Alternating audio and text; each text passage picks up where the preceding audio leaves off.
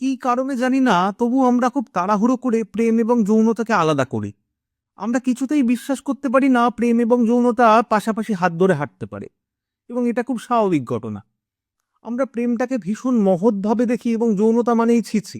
অথচ যৌনতা কিন্তু আমরা তাড়িয়ে তাড়িয়ে উপভোগ করি, কিন্তু স্বীকার করি না। বোধহয় আমরা যা যা উপভোগ করি তা সর্বসমক্ষে স্বীকার করতে অপারগ। কেন এই হীনমন্যতা আমাদের কাজ করে তাও ঠিক জানি না। আমরা প্রেমকে দেখি একটা পুজোর মতো করে।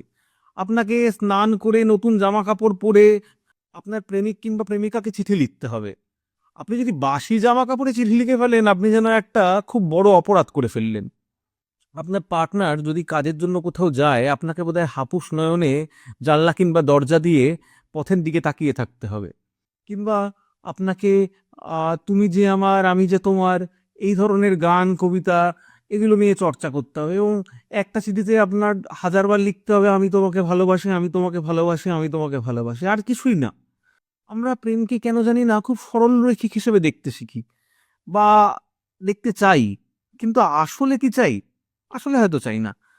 আমার ধরুন কাউকে চুমু খেতে ইচ্ছা করছে, কাউকে ছুঁয়ে দেখতে ইচ্ছা করছে, আমি তা বলতে পারবো না। অথচ কিন্তু আমি করছি, এবং শুধু করছি না, উপভোগ করছি।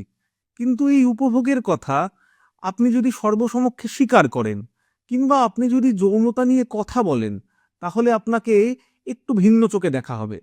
আপনি যদি মেয়ে হয়ে যৌনতা নিয়ে কথা বলেন, আপনার যৌন চাহিদা নিয়ে কথা বলেন, তাহলে আপনাকে বেশ্যা বলে দেওয়া হবে। কিংবা আপনি যদি ছেলে হন এবং আপনার যৌন চাহিদা নিয়ে কথা বলেন, তখন আপনাকে বলা হবে আপনার চরিত্রের একেবারে ঠিক ঠিকানা নেই।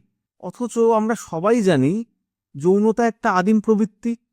জানি তো আমরা অনেক কিছুই, কিন্তু কিছুই মানি না।